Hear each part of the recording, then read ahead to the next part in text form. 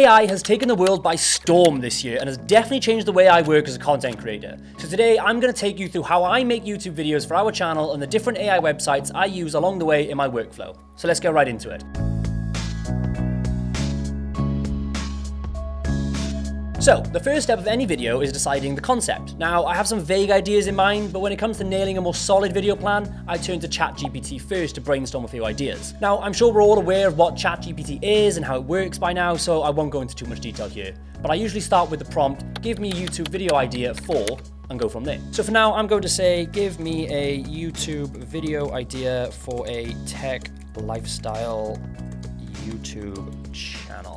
And then it just pumps out all these ideas for me. So basically, you can take a look, see what you like, see what you don't like, and then brainstorm from there and hopefully make a good video out of it.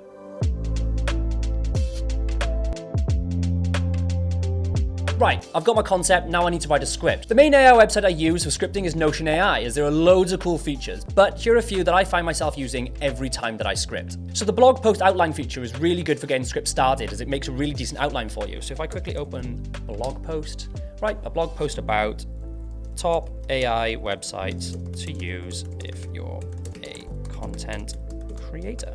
And then when it starts, it'll just put everything in a really nice outline for you, and then you can just jump in, add bits where you want to, take bits away, and it's just a really good way to get started and to get over that initial writer's block. The next feature I use a lot is summarize text. So this feature is really good if you just take an entire article and then copy and paste it into Notion, and it'll then summarize it into a couple sentences for you. So if I take this one here, which is the 12 problems with Tesla that nobody talks about, and then you just ask AI to summarize. And then it says here, this article discusses 12 problems with Tesla vehicles that are not often talked about, including poor build quality, expensive maintenance, power steering failure, privacy concerns, and issues with the battery and door handles.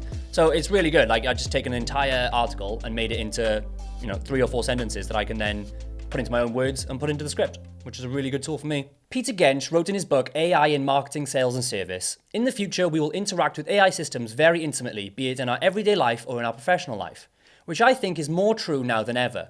And that point brings me nicely onto my next AI website of choice, Talk to Books. If you want to sound smarter or like you actually know what you're talking about, then Talk to Books is a great tool to use. It's basically a search engine, but the answers you get are quotes from books. So if I type in, how is AI going to change my life? Here are some really good quotes to use, and I can just put these into the script and make myself sound really smart. So after the script is complete, it's time to film. So there's not much that AI can do here to help us, so for now, my job as a videographer is safe. Right, I've got my footage here, now it's time to edit. When it comes to editing, however, there are a few AIs out there that can help with a range of things. My favorite one to use is this one here, Soundful. Now, for anyone who's enjoyed the music in this video so far, this is down to Soundful AI, and even better, it's all been free. So to create music, you simply choose a genre and a subgenre that suits your video's mood, click create, and then adjust the BPM and key until you make a track that you like, then hit save. On the free plan, you can create as many tracks as you'd like, but you can only download 10 of them a month. And this music is completely copyright free as well, and it can be used across all of the major social platforms, making it perfect for video creators like me. Another helpful editing tool is Adobe's recently announced AI assistant, Adobe Firefly, which I think is going to make a huge difference to editors. Setting aside the graphic design features like text to image or text to vector, the video editing features that will be coming are insane. Being able to search for sound effects based on object recognition is going to speed up the editing process massively. The color grading features have me a bit skeptical, however, I'm ready to dive in and see how it works. The automatic B-roll finder also has me very excited, but I think it's something which will take a few years before it's fully ready to replace a proper editor. I do, however, think it would be good for putting placeholders for a rough cut to send off as a first draft. The feature that intrigued me the most, though, is the automatic storyboard creation and render from a script.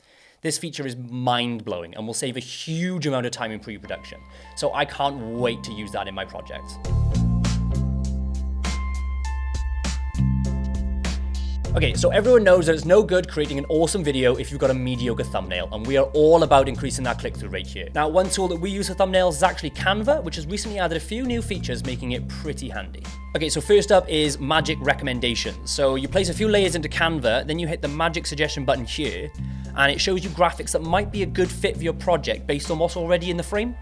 So I find this is really good for when we're doing like versus videos. There's loads of versus graphics that pop up here, and then I just take my pick and put them in. Another one that I use is Magic Write, and this is really good for brainstorming hook lines or keywords to include on the thumbnail itself. Now, we usually have an idea of what we're going to include, but it's always good to get a few more in just before coming to a final decision. So for example, if I type in hook line for versus video about turntables, it spits out this, which is decent. Probably not what I would go for, but it's really good just to get a few more ideas in before you hit send. Now, in my opinion, one of the hardest things about social media management is coming up with a caption. So to have an AI assistant like Writer that helps you write them, to me, is invaluable.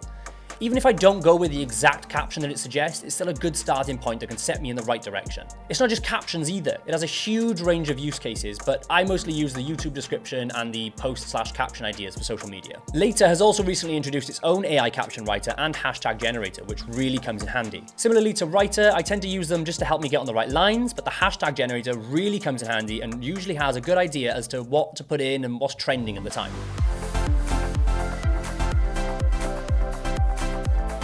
Now, while I wait for everything to upload, I need to fill my time somehow, so I also found some AI-based games that you can play really easily right now. First one is Semantris, and it's an AI word association game powered by machine learning. It's a fun way to kill some time when I'm rendering or uploading my videos or graphics, and it's oddly addictive. And I find it's a better way to kill some time than scrolling, for example. Also, the higher the levels, the harder it gets, and it really keeps you on your toes. Another fun thing to do with AI is use ChatGPT to code HTML and JavaScript games for you. I've got Pong, Tetris, and Snake on my desktop that I can quickly jump into whenever I want. Don't tell my producer that. So there are my AI assistants I'm using for my content creation process right now. If I've missed any, then let me know down in the comments, and also let me know what AI assistants you use, and maybe we can help each other out. Thanks for watching, and I'll see you guys in the next video.